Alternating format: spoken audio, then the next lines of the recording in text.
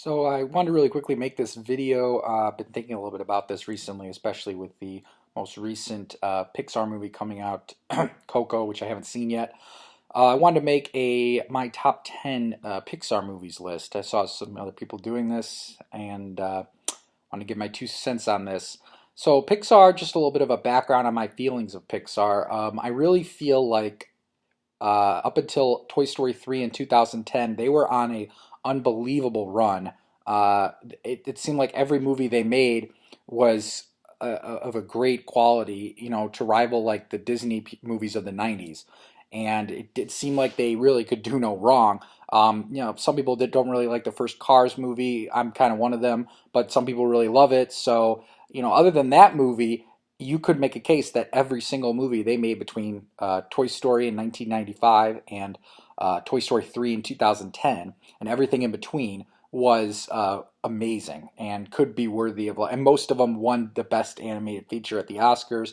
Most of them made over $300 million worldwide, if not more than that. So clearly they were loved by a lot of people.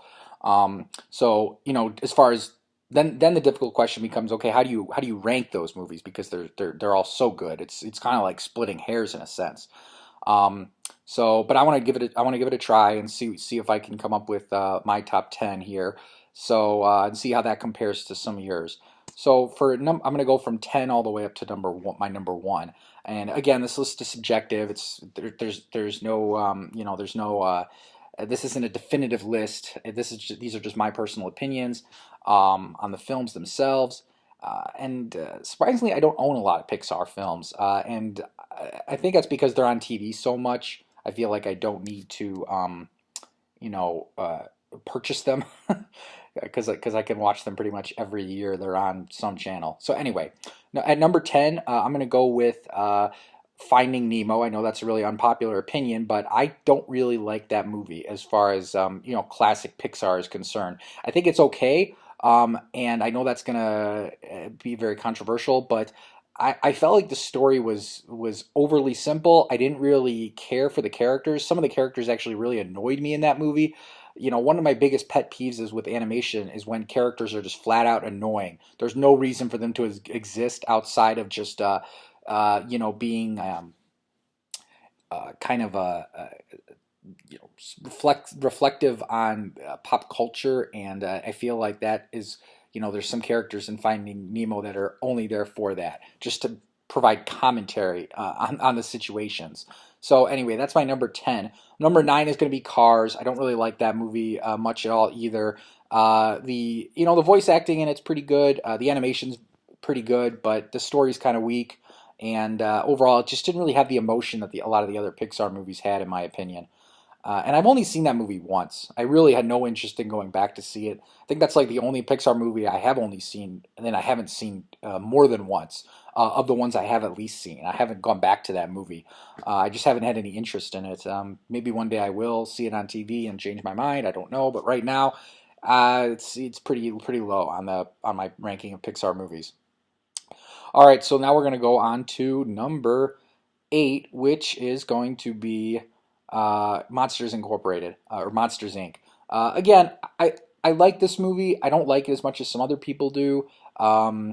It's a little bit too the gags are a little bit too quick, and I feel like it moves a little bit too quickly. For me personally, I like slower movies. This movie just felt like it rushed from scene to scene sometimes. But overall, it was a pretty good story. It did have emotion in it, and the voice acting was really good. John Goodman is amazing in pretty much everything he does, and he was really good in this movie as Sully. So yeah, overall, it's not lower. It's lower echelon Pixar for me, but it's not bad. Um, Sorry, no. So number 7 now, we're gonna go with Ratatouille. Ratatouille is definitely Pixar's one of their most artistic films. And I really like it. I've only seen it twice though, so I need to watch it again. I don't really remember much from it outside of the fact that I really liked the I liked that they took a risk and made a story that probably wasn't like about cooking. It doesn't seem like it would jump out right away as something that would lend itself to a really good animation. Uh, but they did it, and it's pretty. I think it's pretty solid. It's pretty good. Uh, and it's one of Pixar, a few Pixar movies that doesn't have like really recognizable stars as the voices. Most of the other movies they got really recognizable stars. This one they kind of just seem to pick people that were good for the roles, um, which isn't a bad thing. All right, so now we're going to move on to number six, and number six is going to be Toy Story 2. Toy Story 2, I like the movie a lot. I don't think it's as good as Toy Story 1 or Toy Story 3, but I really like that they continued the story from the first one, kept the same characters, added a couple new characters into it, and they, most of the movies are about Woody having some kind of an identity crisis. You could say that about one, two, and three. In various forms, he has an identity crisis. He's trying to come to terms with his own identity and his relationship with Andy and the other toys. So it's all kind of they kind of start off with that idea in every single movie and then work from there. But I really liked the story in the second one. I just don't think it was as good as one or two. I'm sorry, one or three. But overall, it was a really solid Pixar movie. Again, these are all. If it's number like six or five or seven, doesn't mean I didn't like it. It just means it's really hard to once you start getting into like top five movies to try to decide, okay, where am I going to put this? So anyway, now we're going to go on to number five, which is Bug's Life. I really like A Bug's Life. It's kind of underrated. I feel like it was Pixar's second movie. Came out right after Toy Story in 1998. And I really like the premise of the movie and how like size is very relative as far as like you've got ants and you think of ants as being really small creatures to us, which they are, but then in the movie you've got even smaller creatures than them, and then you've got some creatures that are even larger than them, and where they fit is on the so-called food chain, so to speak, of animals. That's an interesting take on the on bringing or anthropomorphizing animals or objects, which is what Pixar does really well for toys for Toy Story, Bugs for A Bug's Life, Cars. So there's a similar theme, obviously, going here. But I really did like the story of A Bug's Life, and I like the charlatan aspect of the story in that, especially when Flick, the main ant, brings all the creatures back to, he's making them he's making them out to be these warriors, but they're not. They're just a group of actors. So I like that they kind of have to. It creates a lot of a conflict and a lot of interesting, masquerading. But I did like the movie. It was solid. The animation is amazing. As with most every Pixar movie that I've seen, the animation has been top notch. Especially for not being hand drawn animation, for being computer animation. All right, so that was number five. Now we're going to go on to number four. And my number four Pixar movie is going to be Inside Out. I really liked Inside Out. It was kind of a return to form for me for Pixar. After Toy Story 3 in 2010, I really felt like Pixar took a dip in quality because they came out with some really mediocre films, and they went into the well for sequels, which they didn't really ever do, with the exception of Toy Story. They came out with Cars 2. They came out with Brave. They came out, which I didn't really care for. They came out with The Good Dinosaur, which I didn't even see, and I heard wasn't very good. So they kind of were on a little bit of a dry spell. They needed a hit, and they came out then with Inside Out. And Inside Out, I felt like really brought Pixar back to where they needed to go. Great film overall.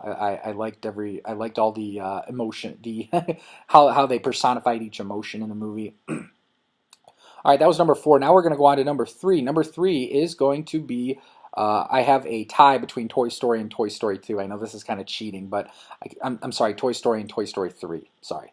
Toy Story and Toy Story 3 is the tie for third. I know it's kind of cheating, but I really couldn't make up my mind. I like both of these movies equally. They both their stories are so solid. Toy Story, of course, being Pixar's first movie.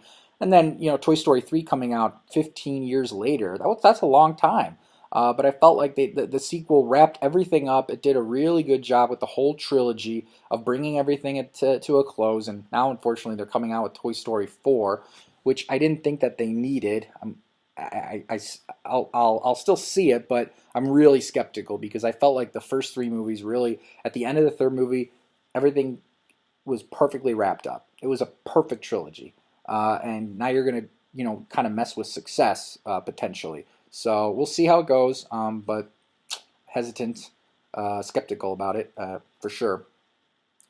And yeah, as far as Toy Story goes, I mean, I saw that movie when I was 7 years old. It came out in '95, so I was like the target demographic for that movie, and I really liked it. I still like it to this day. I've never owned it, but it's really solid. And then Toy Story 3, uh, yeah, that it definitely had more emotion than the first Toy Story movie. I just don't think that the story was as good as the first movie. I thought the first movie's story was absolutely perfect, and Sid as a villain is just hysterical. He's just crazy. All right, so those two are tied for third. Number two is going to be The Incredibles. We're finally getting a sequel to The Incredibles after, I mean, it's been almost 17, it's 15 years now since the first one. So next year I think next year, the year after next year, we're going to get the sequel to The Incredibles. Might be 2019, so 2 more years. And if that's the case, that's 16 years after the first one. So that's a long time in between movies. But the first Incredibles, it's really funny. I really like I felt like every character was really well developed in the movie. I like the idea of superheroes kind of being banned and forced them being forced to come out of retirement because of a new threat. I think that's an interesting take on the superhero genre. And I really like the voice acting in it. Samuel L. Jackson is great. Craig Hunter is great. The Holly Hunter is really good as the mom. All the voice acting is solid in that movie. And the story itself, or I mean, sorry, not the story, the visuals. I think this is Pixar's second best looking movie. The one I have at number one is I think their best looking movie. But I think that this one came really close. The visuals for all the powers of the family are really well done. Syndrome is a really good villain. Probably one of the best uh, probably one of the best Pixar Disney villains. I would say. I think he close to Sid in Toy Story. He's a really well realized villain with a clear motive, and you can understand why he's doing what he's doing in the movie. So I really like The Incredibles. I felt like it's a really good take on the superhero genre, and overall just a solid movie. All right, so going on to number one, this is my favorite Pixar film. It is Wall-E. Very underrated Pixar film. Wall-E won Best Picture though. To me, it's the perfect science fiction type of movie. It tackles serious themes, really serious themes about the future and about society. The first 20 minutes of this movie where there is no dialogue is amazing. Only Pixar could do something like that. It was a really risky move to do this, and they pulled it off brilliantly. I love the first 20 or 25 minutes of this movie when there's no dialogue and it's just the visuals. Film is a visual medium. You're supposed to only rely on visuals. I mean, going back to before they didn't even have sound back in the day. So to me, this film captured perfectly what you're supposed to do with film, especially in the first 25 minutes of the movie. Once he goes onto the ship at the end, towards the second half of the movie, I also really liked that, and a lot of people don't really like that part of the movie. And I don't understand why. It's so great when Wally gets there, and all these people are living there, and they're all bloated. They can't walk. They're looking at their screens all day. And remember, this movie came out in 2000, and I believe 8. This was before smartphones, or right on the cusp of smartphones. So it was really prescient when it came out of predicting what would happen to people, and you're seeing it today where people are constantly looking at their phones. They never stop looking at their phones or TV screens. This movie, I mean, it was exaggerating that, but we're not too far off from that right now. And this is only 10. Now we're 10 years later next year, so it was really great at predicting where society will probably go and has already gone. And I really like the environmental messages in the movie. It doesn't hurt to care about the environment and want to protect it, so I really feel like they did a good job with that message in the movie. Overall, this movie was a movie of messages. It was a movie of themes. It wasn't so much a movie about a plot. Yes, there is a plot to the movie, but it's concerned about other things. You know, some of the greatest movies of all time they're not concerned with plot. They're concerned with character. They're concerned with themes. They're concerned with other things, not just plot mechanics. So anyway, I feel like this is like the best Pixar movie because it really took it out of the genre and tackled serious themes. The voice acting again is still really good in the movie, even though it's mainly only in the second half of the movie. And there's so much emotion in this movie, especially for artificial intelligence as your main character. There's so much emotion in the movie, and then the villain, as the villain is a tribute to Stanley Kubrick's 2001, where the villain is named Otto, which is a play on Hal, the villain from 2001: A Space Odyssey, and they both kind of have similar motives as far as what makes them villains in the story. So it's pretty interesting. So yeah, that's my top 10 list. And sadly, there hasn't been really many good ones, I feel like, since 2010, with the exception of Inside Out. Hopefully, Coco can break that trend. It looks like it's getting pretty good reviews. So hopefully, I'll be able to put this into my top 10. But for right now, Pixar, they really they need to go back to the basics. I feel they need to stop making sequels. They made another Cars sequel, which we didn't need. I don't feel like we need a Toy Story 4. Incredible sequel. I mean, it might be good, but maybe it won't be good. You never know. I just feel like they need to go back to original ideas. I feel like Coco is a very original idea, so I'm hopeful about it. And yeah, so that's pretty much my list. Comment down below what your list is, or any comments on my list. I know got some controversial picks in there, but these are just my feelings, and they have changed over the years. Wall-E wasn't always my favorite Pixar movie. Toy Story used to be my favorite. The Incredibles was for a little bit. So it changes. And I'm sure your guys' change as well. So anyway, thanks for watching.